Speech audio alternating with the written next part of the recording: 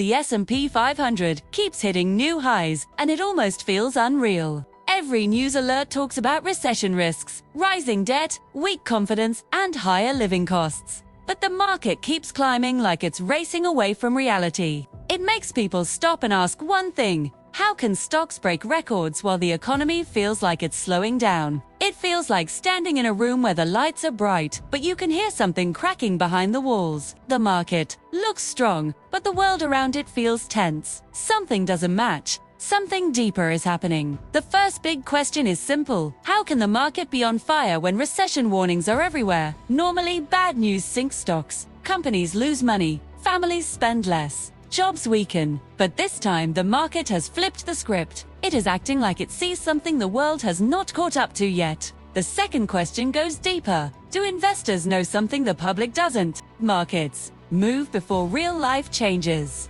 They react months ahead. So when traders believe things will improve in the future, before the improvements even appear, the rally begins early. The third question is the one people whisper but rarely say out loud. Is this a strong rally or a bubble slowly growing under our feet? A strong rally can survive bad news. A bubble pops fast. The truth decides how the next year will look. Right now, the economy sits in a strange middle zone. Not strong, not weak, just slowing. Job growth cools but doesn't crash. Spending softens but doesn't collapse. Companies complain about pressure, but their stock prices touch new highs. It feels like two stories happening on two screens at the same time. On one screen, the economy looks tired. On the other screen, the market looks unstoppable. This brings us to the first big reveal. Investors are not buying today. They are buying tomorrow.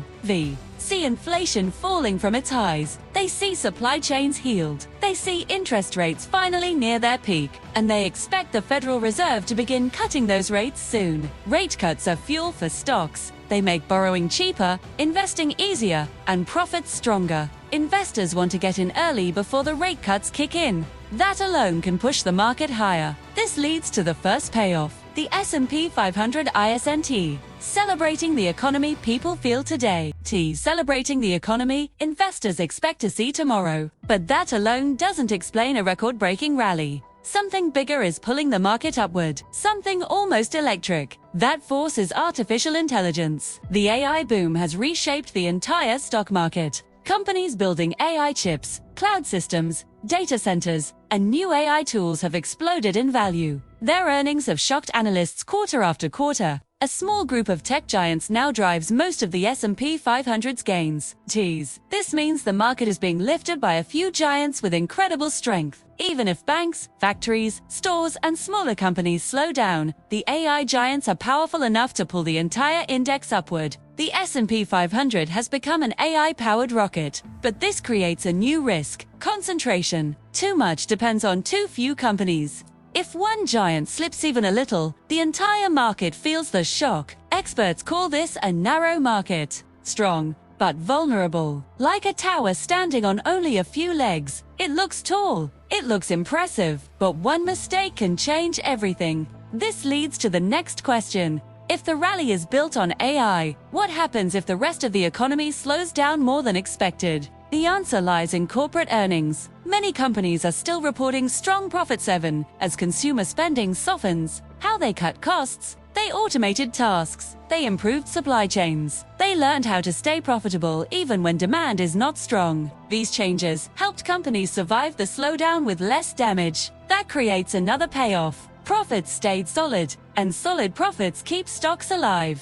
But this strength has a limit. Companies cannot cut forever. At some point, real growth has to return. More sales, more customers, more demand. That brings in the next tension. Is real growth coming soon, or is the market hoping too hard? Look at the signals. Credit card debt is at record highs. Savings from the pandemic are almost gone. Job openings have fallen. Some stores report weaker foot traffic. Factories are running at slower speeds. These are not disasters, but they are warning signs. Yet the market keeps ignoring them. Why? Because everyone is waiting for the Federal Reserve. The Fed raised interest rates fast to cool inflation. That slowed the economy on purpose. But now inflation is lower. and the market expects the Fed to shift from fighting inflation to helping growth again. Investors believe rate cuts are close. Rate cuts push stock prices up, sometimes even before the first cut happens. That hope alone can create a rally. And this is the next payoff.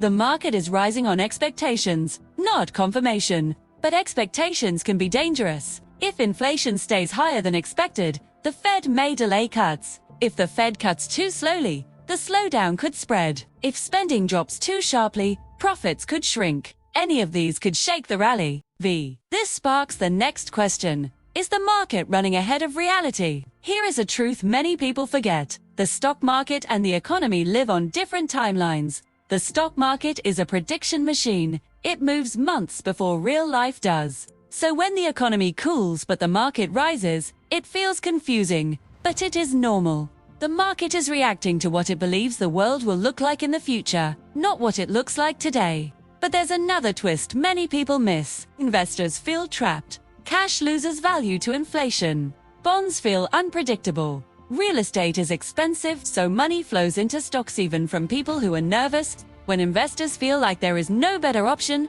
they choose the path with the best story. Right now, that story is AI. Millions of people are afraid of missing the next big tech wave. They saw what happened with the internet. Boom! They saw what early buyers of smartphones gained. They saw how cloud companies took over the world. They don't want to miss this one. That fear of missing out creates powerful momentum. So far, the AI story is not just hype, it is backed by real numbers, huge investments, growing demand, new uses in health, science, finance, education, and security. Companies are building giant data centers. Chips are selling faster than factories can make them. This money pushes the market upward, but it leads to a final, huge tension. Can the real economy support the weight of this rally? Everything rests on one dreamer soft landing. A soft landing means inflation falls without the economy breaking. It means jobs stay strong. It means spending stays steady. It means the Fed does just enough, not too little. It is a rare outcome, but not impossible. If the soft landing works, everything makes sense. The rally continues. Growth returns. Earnings rise. AI spreads even faster. The market sets new highs again. But if the soft landing fails, the slowdown runs too deep. If inflation surprises again, if the Fed waits too long, then the rally stands on thin ice. And ice can crack fast. Here is the final truth, the core of the entire story. The answer to the biggest question. The S&P 500 is hitting new highs despite recession fears because the market is living in the future. It is betting on lower rates, stronger profits, and an AI-powered world. It is betting on the soft landing. All at once. If those bets pay off, the rally continues. If even one fails, everything can flip.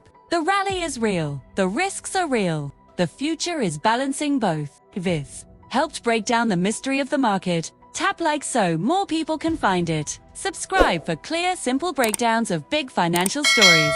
And share this with anyone wondering why the S&P 500 keeps breaking records. The next chapter of this story is coming soon.